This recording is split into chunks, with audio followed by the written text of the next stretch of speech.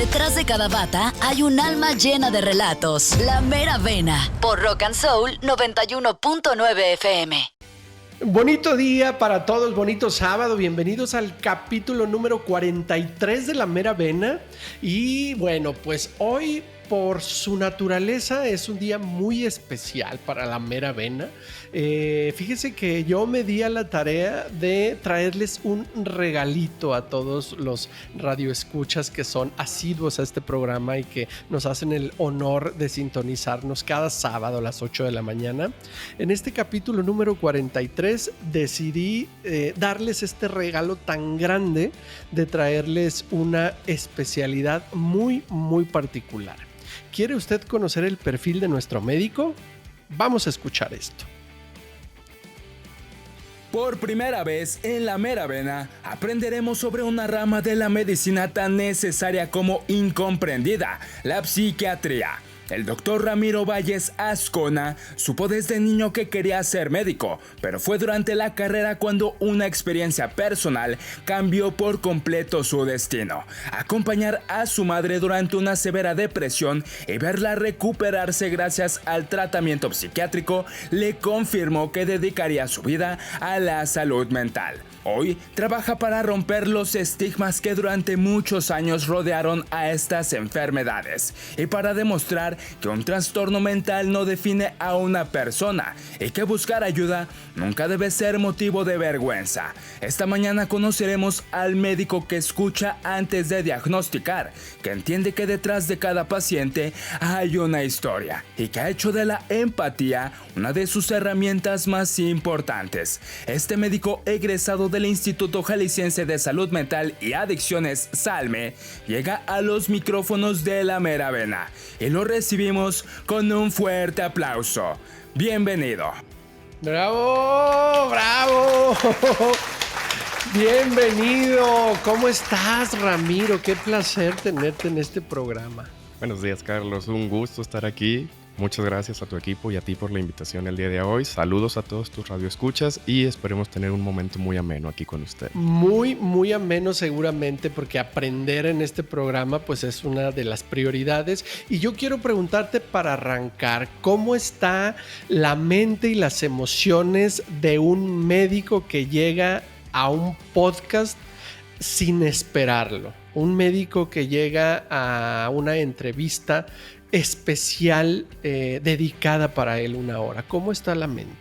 Muy emocionado, la verdad, pero también no lo vamos a negar, un poquito nerviosos. Es nuestra primera vez en un espacio aquí con cámaras tan grande, pero también pues, muy interesado en transmitir esta información para que más personas puedan conocer qué es la psiquiatría y se animen a atenderse. Perfecto. Oye, vamos a empezar con algo de lo que escuchamos en tu reseña. Cuando tú decides que vas a estudiar medicina, esto es algo que ya lo tenías claro. No conocías la especialidad, pero desde niño sabías que querías ser médico. Es correcto, el cuerpo humano era una cosa que me fascinaba. Recuerdo muy bien un libro que me regaló mi mamá que tenía como las hojas translúcidas para que como capa por capa pudieras ir viendo la piel, los músculos, los huesos y era mi libro favorito del momento.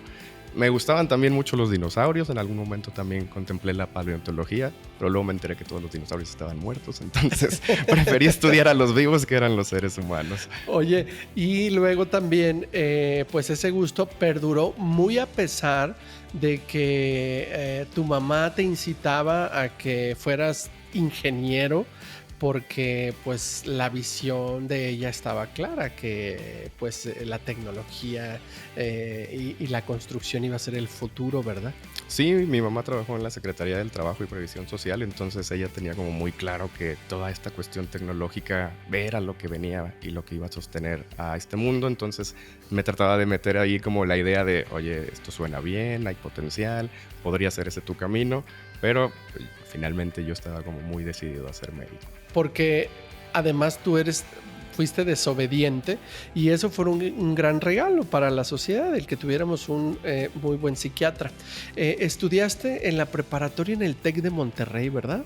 Sí, tuve la suerte de estar becado ahí, entonces conocí gente muy interesante, amigos muy valiosos que conservo hasta este momento Y también ahí está la oportunidad de estudiar medicina, pero bueno, la parte económica estaba complicada y no era viable para Se acabó la nosotros. beca. Se acabó la beca, en aquel entonces no había becas para la escuela de medicina, incluso te ofrecieron a nosotros una en particular, pero que de todas formas seguía siendo impagable para nuestro estado económico, entonces decidimos acudir a la Universidad de Guadalajara, que también tiene mucho renombre. Por supuesto. Oye, ¿y quedaste en el primer intento en la carrera de medicina? Es correcto, tuve también mucha suerte en ese sentido. Normalmente cuando un médico entra a la carrera, pues no tiene clara la especialidad y la vas descubriendo. Antes de decidir la psiquiatría, había algunas especialidades clínicas que te llamaban la atención, como la cardiología y la infectología, por la cual llegaste a rotar durante tus estudios, ¿cierto? Es correcto, sí. Mientras uno va estudiando le van llamando la atención muchas cosas. Genética me llegó a llamar la atención, cardiología también, infectología, tanto que es una rama de la medicina interna. Ahí hice mi servicio social finalmente, pero también cuando conocí la parte de la salud mental, decidí que ese era mi camino. La salud mental la conociste no particular, o más bien no solo dentro del plan de estudios, porque hay que decirlo claramente que la psiquiatría es una materia muy básica, algo que ustedes le llaman materia espejo. Cuéntanos de eso. Sí, al menos cuando yo estaba estudiando en la Universidad de Guadalajara era una materia que en teoría era considerada como de relleno, que tenía muy poco tiempo, que la verdad no se aprendía mucho. Entonces había algunos muy buenos maestros, por ejemplo el doctor Rafael Medina, que en paz descanse, pero también había algunos maestros que ahí no quemaré, no diré nombres, pero que generalmente eran materias como barcos para solamente subir tu promedio, entonces dejaban mucho que desear. Ok, pero la vida te regaló una experiencia dura que te permitió conocer la psiquiatría de cerca. Este fue un episodio de depresión que tuvo tu madre y que te ayudó a conocer muy de cerca el proceso psiquiátrico, ¿verdad? Es correcto, sí, en algún momento mientras yo estudiaba la carrera de medicina, mi mamá cayó en una depresión muy grave, empezó a disfuncionar en muchas de sus áreas, empezó a estar todo el tiempo queriendo estar en cama y pues empezamos ese vía crucis para encontrar en qué especialidad podía recibir algún tipo de ayuda. Al mismo tiempo que tuvo el problema de depresión, tuvo un problema de acalasia esofágica, entonces primero pensaron que todo venía por ahí, pero resulta que eran las dos cosas juntas. Y bueno, pues ese fue un parteaguas para que tú conocieras el trabajo de los psiquiatras y lo vieras como una posibilidad de poder especializarte en ello, ¿cierto? Es correcto, ver de primera mano el impacto que tiene no solamente en una persona, sino en todo su entorno, una cuestión de salud mental, y ver también que es posible una recuperación fue parte de lo que me motivó a estudiar esto y ayudar ahora a mis consultantes. Sin embargo, repitiendo, en la carrera no tenías muchas herramientas, pero esta inclinación pues sí te llegó a ir a buscar este acercamiento en las áreas psiquiátricas de los lugares donde rotabas. Por ejemplo, en el Hospital Civil. Cuéntanos cómo es el área psiquiátrica del Hospital Civil. La actual no la conozco porque está remodelada y tengo entendido que mejoró muchísimo, eso está súper bien, pero en mis tiempos, por sonar a dinosaurio, era lo que le conocían coloquialmente como la vecindad, era el área más descuidada del hospital, un lugar muy tétrico, muy triste y con muy pocas camas para recibir atención. Entonces, este cambio de paradigma parece ser que ya está impregnando áreas como la institución, como el Hospital Civil Viejo, y esta área ya fue renovada. Ok, y me decías que de todas maneras son áreas pequeñas relativamente. En ese entonces hablabas de 30 camas, algo así. Es correcto, era un servicio con muy pocas camas, entonces en mi afán de decir, pues yo quiero aprender más a profundidad de esto, empecé a buscar dónde podríamos atender más pacientes para ver dónde podría ser mi especialidad y fue que me decanté por el Instituto Jalisciense de Salud Mental. Ok, entonces terminas la carrera y aplicas para psiquiatría en el Instituto Jalisciense y igual no es complicado, ¿verdad? Llegas en el primer intento. Sí, no se me complicó por suerte, entonces fuimos recibidos bien. En psiquiatría, si bien también el puntaje cuenta mucho, la entrevista también era muy relevante a la hora de que fuera uno aceptado. Entonces tuve la suerte de que mis maestros me aceptaron y pudimos cursarla. ¿Por qué crees tú que fue fácil para Ramiro ser aceptado? ¿Qué característica crees que le vieron a este futuro médico? Pues no quisiera decir que fue fácil porque yo creo que a todos nos ha costado, a todos nuestros colegas. Más bien quisiera pensar que mis mismos maestros vieron como esta conexión que yo tenía con las enfermedades mentales y que a lo mejor fue lo que les hizo pensar que yo podría ser un buen psiquiatra. Porque además de esta historia que acabamos de contar, desde niño tuviste un perfil muy claro referente al apoyo y soporte emocional, porque cuentas que eso era lo que solía ser para tu entorno, para tus amigos sobre todo, ¿no? Es correcto, desde muy pequeño soy una persona que le gusta mucho escuchar más que platicar. Entonces aquí pues, a lo mejor va a ser todo lo contrario, porque voy a tener que estar hable y hable, ¿verdad? Pero generalmente en mi círculo social, cuando alguien estaba atravesando alguna situación complicada o necesitaba algún hombro en el que llorar, como dicen coloquialmente, me prestaba yo mucho para eso y era algo que disfrutaba porque generalmente podía hacer que la persona se sintiera mejor y encontráramos alguna solución a su problemática. Ahora sí, en este momento, público querido, vamos a entrar a la etapa del verdadero aprendizaje de esta especialidad, cuando ya Ramiro es aceptado en el Instituto Jalisciense de Salud Mental y vamos a adentrarnos a este mundo tan importante, tan desconocido y sobre todo tan olvidado o injustamente comprendido. El Instituto Jalisciense es su sede, según entiendo, principal es este famosísimo hospital que conocemos como el Zapote, ¿cierto o no? Sí, generalmente empezamos a cursar la especialidad en el hospital que su nombre oficial sería CAISAM Estancia Prolongada, coloquialmente conocido como el Zapote o conocido hace muchos años como el Hospital Granja. Ok, ahí está un punto importante, ahí les va. El Hospital Granja, ¿por qué el Hospital Granja? Cuéntanos. Fue una sorpresa para mí enterarme que ya no es un lugar donde se busca la larga estancia. ¿Por qué Granja? Antes se era llamado Hospital Granja porque muchos de los pacientes podían vivir ahí y parte de los servicios de rehabilitación que ofrecía el hospital y en un afán de ser autosustentable tenía una granja. Entonces los pacientes tal cual trabajaban ahí con el ganado, con la agricultura para poder tratar de mejorar. Pero evidentemente pues no era lo único que se necesitaba que la ciencia avanzara para ayudarlos, ¿verdad? E históricamente pues se percibía los problemas de salud mental como un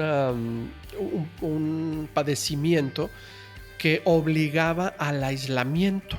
Entonces tiene que ver el por qué este hospital y la mayoría de los hospitales mentales estaban fuera de la ciudad. Es correcto, generalmente buscamos que lo indeseable esté fuera, ¿no? O que no esté en contacto con lo que sí es deseable. Entonces, las cárceles, los hospitales psiquiátricos eran cosas que los gobiernos contemplaban construir lo más lejos que se pudiera para tal cual aislar el problema ahí y que no se viera fea la ciudad, ¿no? Entonces, estos pacientes, pues bueno, estaban hace muchos años a la deriva porque todavía no alcanzaba la ciencia a tener medicamentos específicos para sus problemáticas y esto comienza a cambiar a partir de 1950 con la venida de los antipsicóticos, de los antidepresivos y se abre una nueva era para la psiquiatría. Y entonces, ¿por qué si empezamos a tener la posibilidad de accesar a los antidepresivos desde los años 50, por qué todavía en los 80s veíamos la mayoría de estos lugares, de estos nosocomios llenos de personas con larga estancia? Recordemos que también por nuestra ubicación geográfica y por no ser país de primer mundo, los avances científicos y tecnológicos no nos llegan casi siempre en cuanto suceden. Tenemos esta fase como en la que hasta que otros lugares dicen ya podemos empezar a repartirlo, nos llega. Entonces ese rezago histórico fue culpa de que nuestros pacientes a lo mejor no tuvieran la recuperación más esperada. Además de que, bueno, en la parte de salud mental ha habido muchos cambios de paradigmas. Anteriormente se creía que la enfermedad mental eran posesiones demoníacas, castigos divinos o que era para personas débiles mentales, cuando en general ahora estamos viendo que es todo lo contrario, son enfermedades muy justas que atacan a cualquier persona.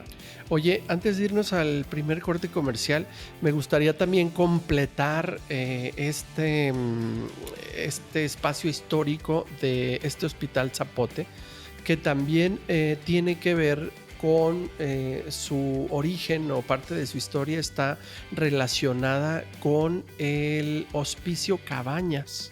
Cuéntanos ese lazo que hay. Sí, cuando nace el hospital Granja, por así decirlo, para llenarlo, los pacientes que acudieron inicialmente eran niños del Hospicio Cabañas que tenían alguna situación considerada de salud mental o algún retraso en el neurodesarrollo y que por lo mismo era considerado indeseable, así como también algunos pacientes que estaban ubicados en el Hospital Civil Viejo. Entonces mucha de esta población migró al Hospital Granja para que fuera habitado. Ok, mire usted todo lo que aprendimos en la primera parte de este capítulo número 43, sin duda interesantísimo, y viene lo mejor. Así que si usted junto conmigo se está emocionando de conocer esta nueva especialidad, espere tantito porque viene lo bueno. Vamos a ir a un corte comercial y regresamos. Conoce a los héroes de la salud con un toque más humano. La Mera Vena, 91.9 FM, Rock and Soul. Ya regresamos y le recordamos que este programa también tiene formato de podcast, así que a partir del próximo miércoles usted puede encontrarlo en las plataformas YouTube, Spotify y por supuesto en todas las redes sociales, ya sea las de La Mera Vena Podcast, las de un servidor Carlos Esqueda y también las del médico en cuestión. Dinos, Ramiro, ¿cuáles son tus redes sociales para que a partir de este momento la gente te busque? En Instagram estoy como @dr.ramiro.bchica. Muy bien. Ahí me pueden encontrar y generalmente ahí también está vinculado con el Facebook, entonces ahí nos pueden localizar fácilmente. También encuentran mi perfil en Doctoralia, entonces ahí nos pueden localizar. Oye, ¿y dónde está tu consultorio en este momento? Estamos ubicados en Colonia Providencia, calle Montevideo 2511A, en la clínica RETEFI. Es una clínica de rehabilitación física, pero también tenemos esta parte de salud mental. Ah, muy bien. Bueno, pues ahora sí, no perdamos tiempo en aprender más sobre esta especialidad. Y bueno, nos quedamos en la parte donde estás ya trabajando en la especialidad. Ya nos contaste un poco sobre la historia de la actividad del Instituto Jalisciense de Salud Mental y su sede principal, que es el Hospital Zapote. Aprendimos también acerca de cómo es que antes era el objetivo principal, o más bien la característica principal de un tratamiento de salud mental se percibía a partir de la larga estancia, o sea, la hospitalización permanente, que ni siquiera era una hospitalización, era un encierro, ¿cierto?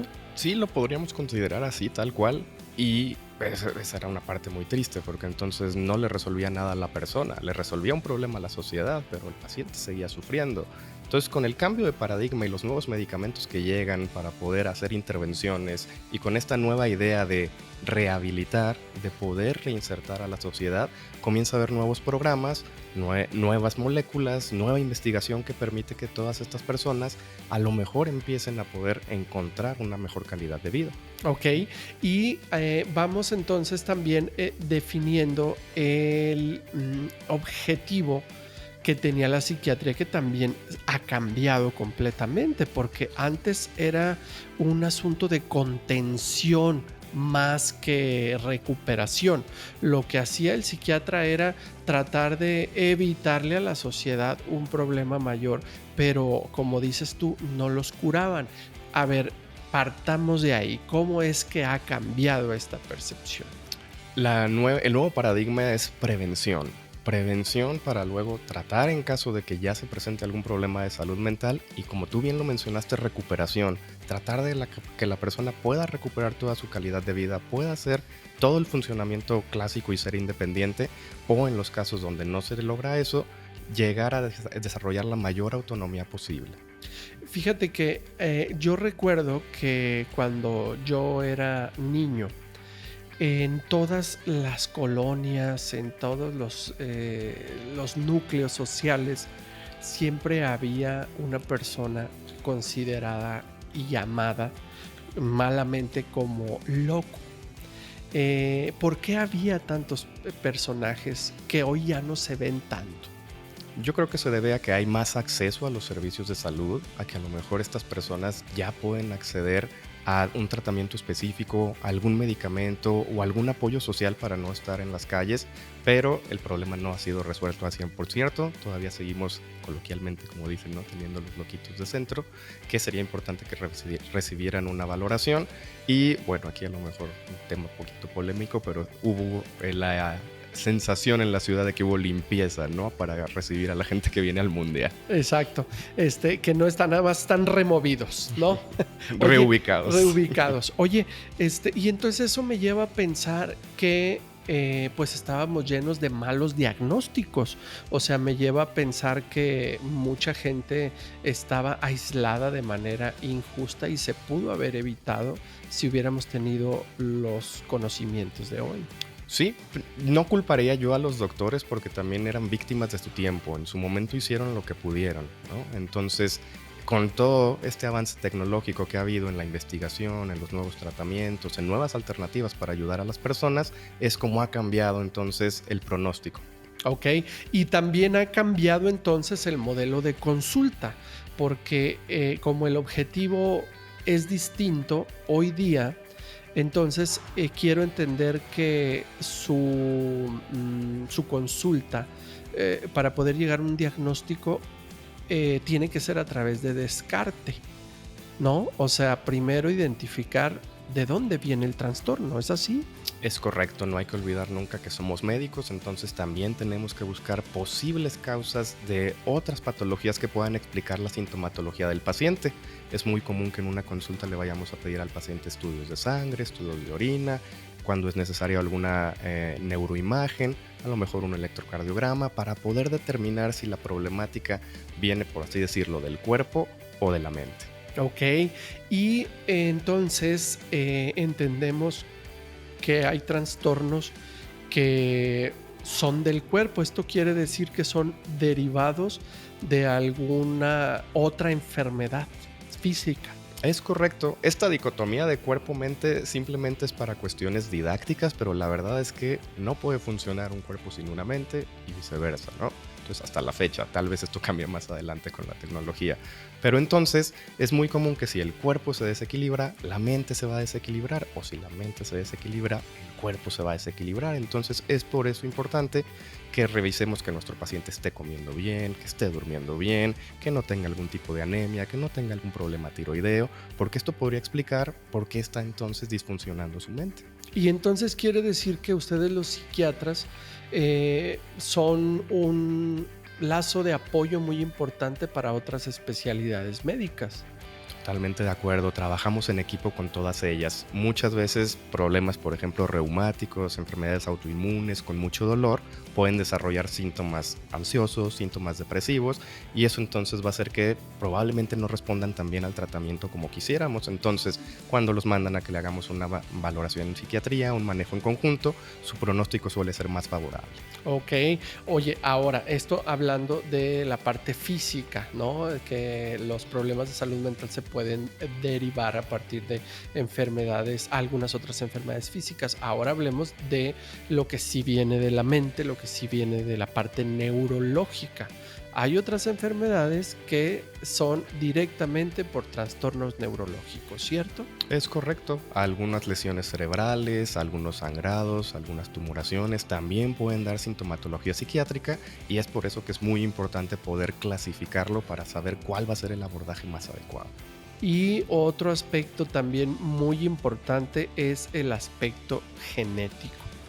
Es correcto, es uno de los factores de más peso para las enfermedades de salud mental. Entonces, en la parte de prevención, esto también tratamos de abordar con nuestros pacientes. Cuando les hacemos la historia clínica, preguntamos si ya es conocido algún tipo de antecedente familiar en cuanto a temas de salud mental, porque esto nos puede orientar a que se va a volver a presentar en ese árbol genealógico.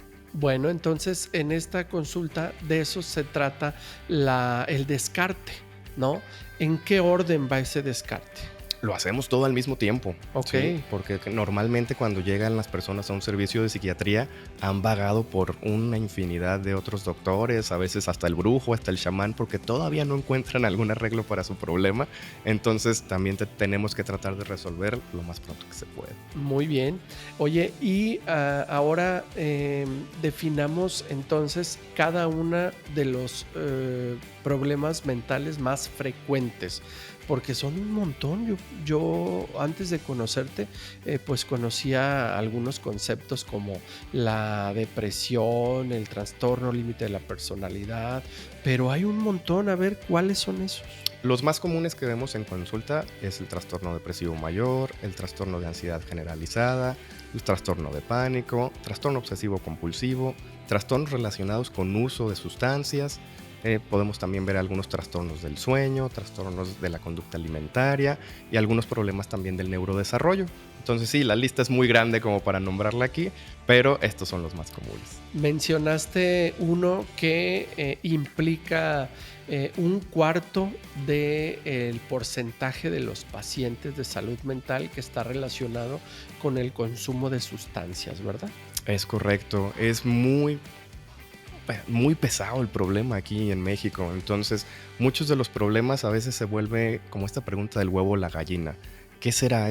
Un paciente que ya tenía alguna otra patología que por sus síntomas, su malestar, cayó en un problema de uso de sustancias, ¿o será una persona que por su uso de sustancias empezó a tener algún problema de salud mental? Mira nomás, así que pues hay que aprovechar este programa para que además de aprender seamos conscientes en la repercusión real, porque luego aparte pareciera que es un tema como muy de mamás, nada más de ay, no hagas eso porque te puede afectar mayormente en tu salud, pero no solamente en la salud física, lo peor es la salud mental.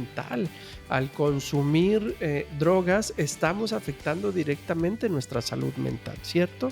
Totalmente de acuerdo. Entonces, un llamado a la población a, por favor, tratar de disminuir el consumo de drogas lícitas y de totalmente detener las drogas ilícitas. Oye, dime algo, o sea, más bien, digámosle algo al público. No solamente es cuestión individual ni cuestión familiar el rollo de la repercusión social que implica un trastorno mental. Es por ejemplo, más cuando está en tus manos, la decisión de consumir drogas y tener afecciones mentales nos va a repercutir socialmente. Hay que decirle a la gente cuánto repercute este problema social que pueda haber de cualquier tema y que todos nos vemos afectados en un país. ¿Qué está pasando con Venezuela? Por ejemplo, las situaciones contextuales son fundamentales para que haya o no salud mental. Venezuela, espero que pueda localizar vivas a más personas de las que están desaparecidas después de este terremoto tan terrible que los azotó, pero es muy probable que el país vaya a caer en una crisis de salud mental. Toda esta incertidumbre de qué va a pasar con nuestro futuro, con qué nos vamos a sostener, con qué nos vamos a alimentar, todo esto influye en que haya o no salud mental en el pueblo. Ahí entonces quiero entender que ese es el padecimiento de la ansiedad. Puede aparecer ansiedad, exactamente, esta sensación de miedo, de que no sé qué va a pasar. Puede que todas estas personas más adelante caigan en episodios depresivos por todas las pérdidas que han tenido. Entonces es muy importante que esta población sea atendida y que los gobiernos estén muy al pendientes de qué va a pasar en el futuro con ellos. Hablemos de nuestro país, México. ¿Cuáles son las características que nos llevan a ser un país ansioso y con incertidumbre?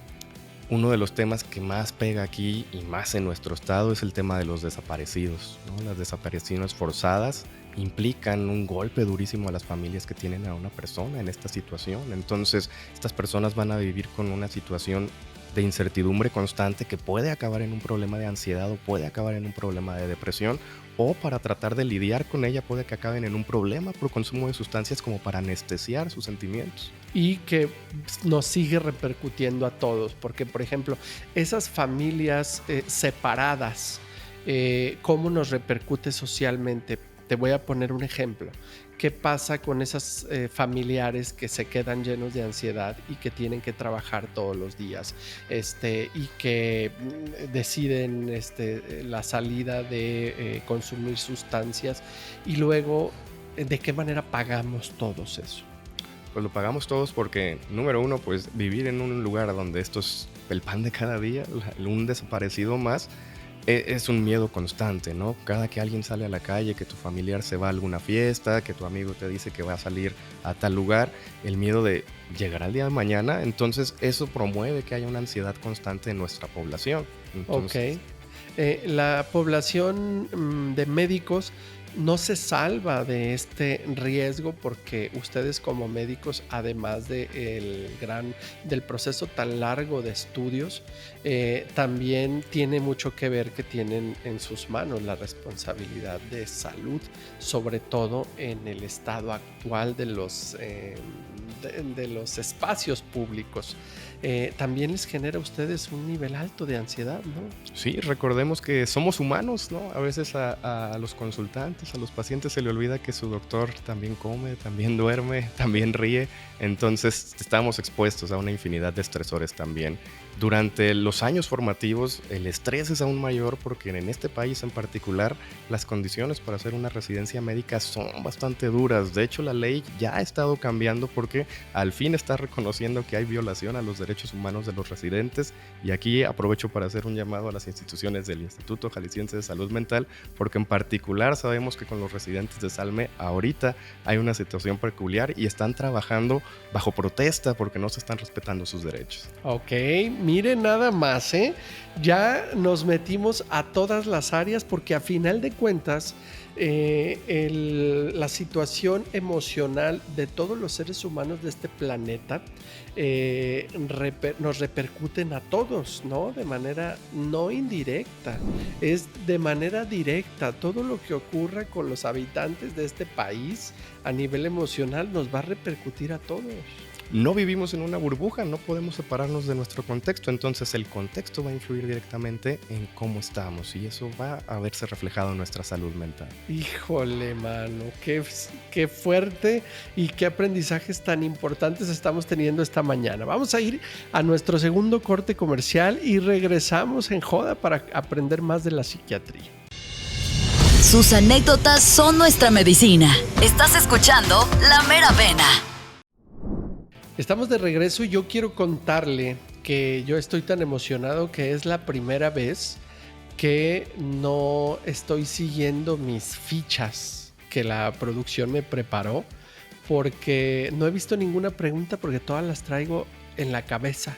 Cuando algo te gusta tanto y te emociona, obviamente no necesitas estar revisando las fichas, y esta mañana me está pasando por primera vez esto. Aprender de la psiquiatría es un asunto tan complejo como tan interesante. Yo me pregunto, Ramiro, si en el proceso de aprendizaje de un psiquiatra, sí está lleno de esta magia y de esta controversia emocional que da cuando aprendes de la psiquiatría. ¿Ustedes así lo ven también? ¿O también hay ansiedad o hay dolor y tristeza cuando ves tantas injusticias dentro de la psiquiatría? Justo creo que es una mezcla de emociones muy grande. Inicialmente es como fascinación por todo este conocimiento que estás adquiriendo, pero también cuando te das cuenta que en nuestro entorno muchas de esas personas que conviven con algún trastorno de salud mental tienen sus derechos humanos totalmente aplastados, a veces incluso por sus mismos familiares, por el gobierno, es donde empezamos con esta tristeza, ¿no? Con la sensación de quisiera poder hacer más, no todo se cura con una pastilla. Yo aprendí que los servicios de salud mental a nivel público han cambiado mucho. Entonces quiere decir que hoy los pacientes de estos nosocomios ya no van a quedarse la mayoría de las veces. Exactamente, el plan ya no es que vivan ahí, al contrario, que la estancia sea lo más breve que se pueda para que la persona pueda reinsertarse en su contexto y tratar de ser lo más funcional que se pueda. Entonces, el nuevo paradigma es la recuperación. Y también tiene que ver el apoyo de la evolución de los medicamentos. O sea, ahora ya se tiene certeza que la mayoría de las personas puede llevar una vida común desde casa. ¿Y esto lo entienden los familiares? Es nuestra labor hacer que lo comprendan. Parte de tratar a una persona no solamente es medicarla, también es ayudar a que sus familiares entiendan su condición, a que sepan cómo prevenir alguna crisis, a que sepan qué hacer en caso de que sí se presente la crisis y a partir de esto poder tener el mejor pronóstico para nuestro consultante. Y ese no termina siendo el trabajo más complejo de ustedes. Tratar primero que el paciente comprenda que hay mucho trabajo por hacer, pero sobre todo que los familiares decidan hacer ese trabajo con sus pacientes. Totalmente de acuerdo. Decían mis maestros, no conoces bien un tema si no se lo puedes explicar a quien sea. Entonces eso también nos ayuda a evaluar si estamos ya haciendo que la información llegue clara o no. Y aquí es donde también a veces nos apoyamos mucho de los servicios de psicología. Psicología también trabaja en conjunto con nosotros, somos un equipo para tratar de desarrollarle herramientas tanto a la persona que estamos tratando y a sus familiares cuando es necesario para poder tener todo este kit de herramientas para poder salir adelante. Ok, ¿en qué momento es cuando se requiere un tratamiento psiquiátrico versus el psicológico? La línea es muy delgada, generalmente la población tiene esta idea errónea de que si es muy grave voy al psiquiatra, si es leve voy con el psicólogo, pero lo ideal sería que en cuanto yo tenga alguna situación de salud mental me acerque a cualquiera de los dos, porque un buen psicólogo, si detecta que me puedo beneficiar de algún tratamiento, me va a derivar al psiquiatra, y un buen psiquiatra generalmente también me va a derivar al psicólogo para tratar de mejorar las cuestiones ambientales y contextuales. ¿Cómo es que ustedes clasifican los antidepresivos? Por sus mecanismos de acción, generalmente, les decimos antidepresivos coloquialmente porque es para lo que más se recetan, pero la verdad es que funcionan para un montón de condiciones y tenemos inhibidores selectivos de recaptura de serotonina, tenemos algunos antidepresivos duales que pueden trabajar tanto en serotonina y noradrenalina y tenemos algunos que trabajan también en sistemas de dopamina. Esto ya es ponernos demasiado técnicos. Aquí lo que yo quiero más bien transmitir es hay opciones. Si el primer tratamiento no le funciona al paciente, no quiere decir que la esperanza se perdió, simplemente es busquemos alguna otra alternativa. ¿Y cómo nos damos cuenta que un tratamiento está funcionando o que no está funcionando? Lo principal para saber que está funcionando es que la persona se sienta mejor, ¿no? Que los síntomas que lo trajeron a la consulta estén mejorando. Tenemos algunas herramientas que les llamamos clinimetrías o escalas que nos ayudan a cuantificar, tratar de ponerle, por así decirlo, un número a esos síntomas para su intensidad y a través de eso también poder demostrar que se están mejorando. ¿Y cómo saber que no está funcionando? Pues bueno, si estoy sintiéndome peor con la medicina es porque a lo mejor probablemente estoy teniendo efectos adversos. Oye, ¿y por qué es importante erradicar en un paciente de salud mental, erradicar la palabra loco? Loco es una palabra muy estigmatizante, entonces estigma antes en la antigüedad, su etimología viene de marca, ¿no? Algo que nos identifica y normalmente era una marca negativa, era una marca, por ejemplo, que se le ponía a los esclavos.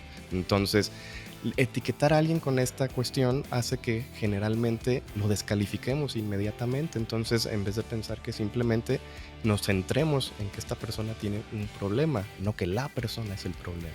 Oye, quiero aclarar que no es un tema solo de derechos humanos y de reinserción social, sino es un tema real y científico el hecho de que un paciente de salud mental pueda reinsertarse. Háblanos científicamente por qué no debemos aislar un paciente.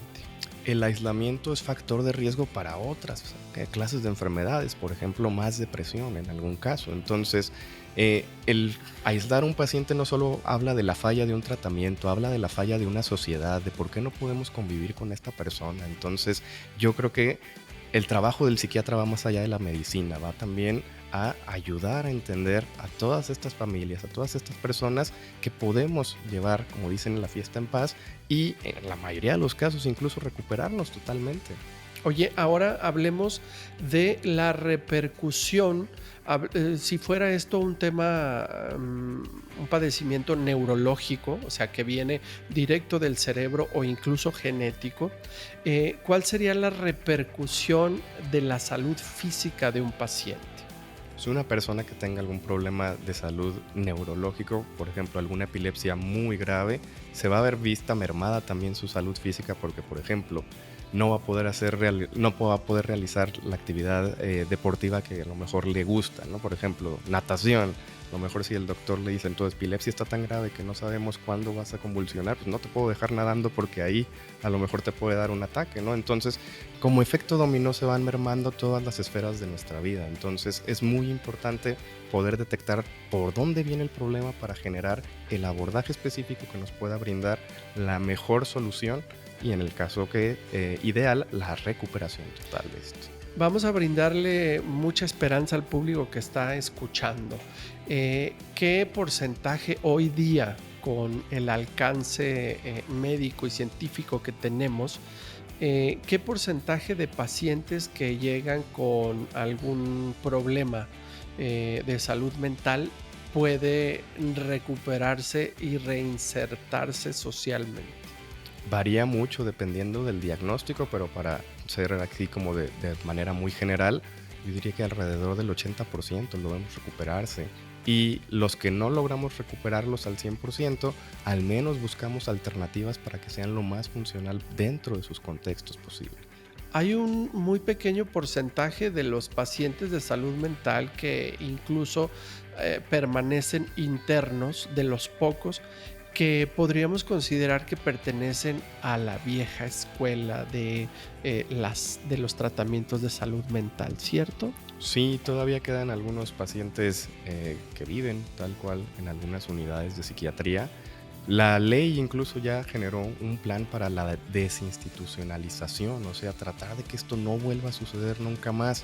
Esos pacientes que a lo mejor están ahí es porque llegaron en algún momento cuando no había todavía tratamientos específicos, su enfermedad avanzó muchísimo y además están tan acostumbrados a habitar en la rutina del hospital que sacarlos de ahí probablemente va a ser más complicado que tenerlos. Sin embargo, las nuevas generaciones de pacientes ya no están enfocados a ser internos, ¿cierto? Es correcto, ya no está ni siquiera visto como una opción el decir que el paciente vive aquí en el hospital. No, deben agotarse todos los otros recursos que tenemos para siquiera que se nos ocurra esa idea otra vez. Ok, bueno, pues esa es una gran noticia, la verdad, sobre todo en la actualización, porque muchos de nosotros nos quedamos con lo que aprendimos hace algunas décadas y hoy día pues esto es una gran noticia. Vamos a ir a un corte comercial y regresamos con la conclusión de este programa. Escuchas La Mera Vena. ¿Quién dijo que no se puede reír en un consultorio? La Mera Vena. Híjole, cómo quisiera que este programa durara toda la mañana para seguir aprendiendo mucho más, pero bueno, vamos a aprovechar lo más que se pueda este tiempo que nos queda en este capítulo número 43 de La Mera Vena con el doctor Ramiro Valles, él es psiquiatra. Y bueno, Ramiro, a mí me gustaría desmitificar todas estas percepciones que tenemos sobre los tratamientos psiquiátricos. Todavía existen estas cosas como los cuartos aislados, acoginados, las camisas de fuerza, ¿o existieron alguna vez? Existieron, es correcto, pero ya están prohibidos, ¿no? Ya se ha visto que no tienen cabida como parte de un tratamiento porque solamente merman más la salud del paciente. Entonces, que toda nuestra audiencia sepa, no, ya no se usan las camisas de fuerza, no, ya no se usan los cuartos aislados. Y de hecho, la nueva tendencia es que la psiquiatría esté dentro de los hospitales generales como cualquier otra especialidad, no que estemos allá relegados fuera de la ciudad.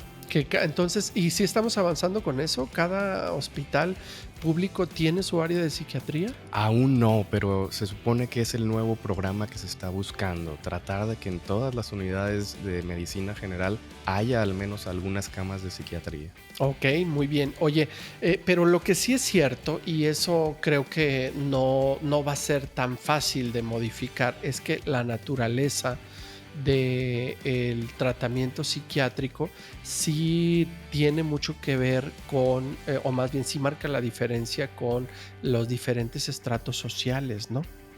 Sí, esto en el sentido de que, bueno, las enfermedades mentales, como merman todas las áreas de la vida de la persona, también pueden mermar su capacidad para trabajar. Entonces, una enfermedad mental grave puede hacer que la persona empiece a no poder desempeñar bien sus actividades laborales, empiece a gastar en los costos para los tratamientos y en algún momento pues el recurso se acaba si no logra resolver su situación.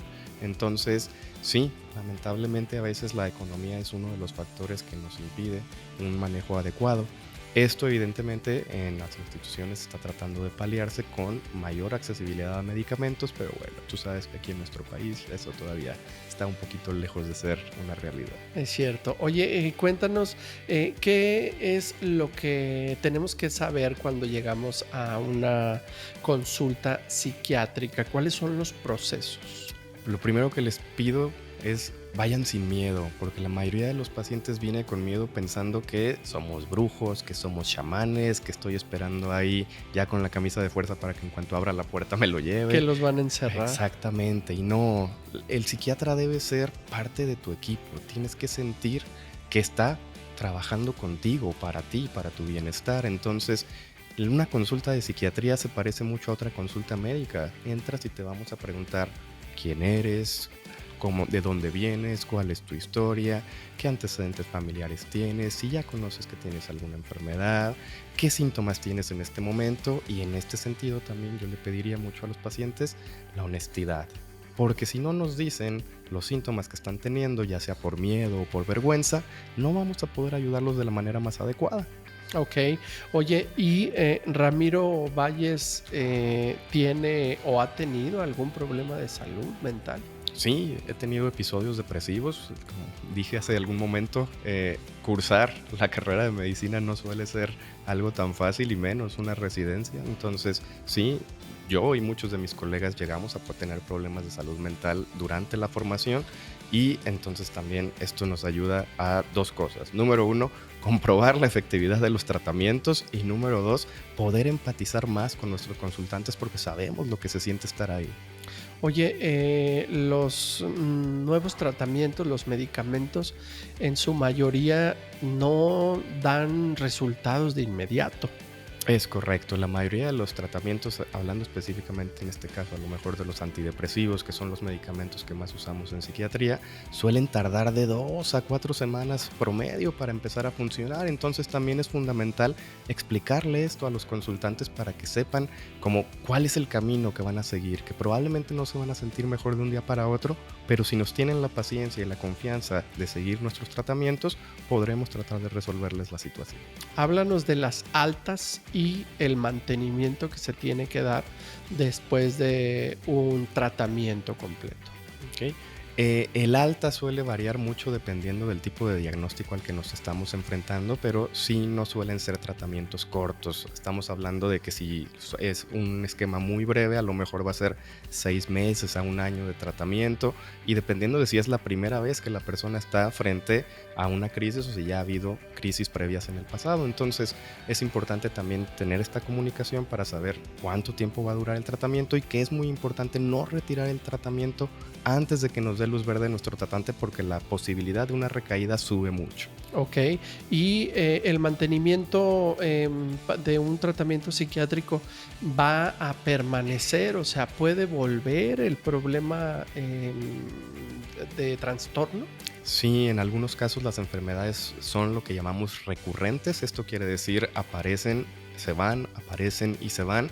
Pero la idea de que lleven un tratamiento adecuado es bajar la posibilidad de estas recurrencias y también que en el programa con psicología trabajen prevención de recaídas, que empiecen a reconocer cuáles son los síntomas iniciales cuando puede estarse gestando otra vez algún episodio y buscar ayuda como para prevenirlo antes de que ya esté completamente a full la crisis.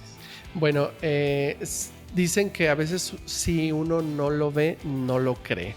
y pues platicamos al principio que gran parte de tu decisión por estudiar psiquiatría tuvo que ver con un episodio que tu madre vivió y que hoy día está absolutamente sana, y además es una mujer muy funcional, que además la estoy viendo en este momento porque te acompañó esta mañana.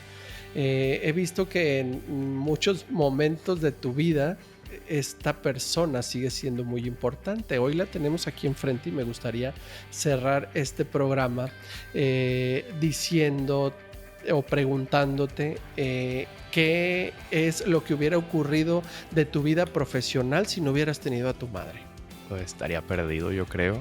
Le tocó criarme sola, entonces hizo toda la función. Entonces le agradezco mucho a ella, y pues para que también sepan mis consultantes que si están bien, algo le debemos también a esta bella mujer. Porque además, absolutamente, o sea, ¿cómo es posible que en tu propia casa hubieras vivido un problema grave y que hoy día está resuelto?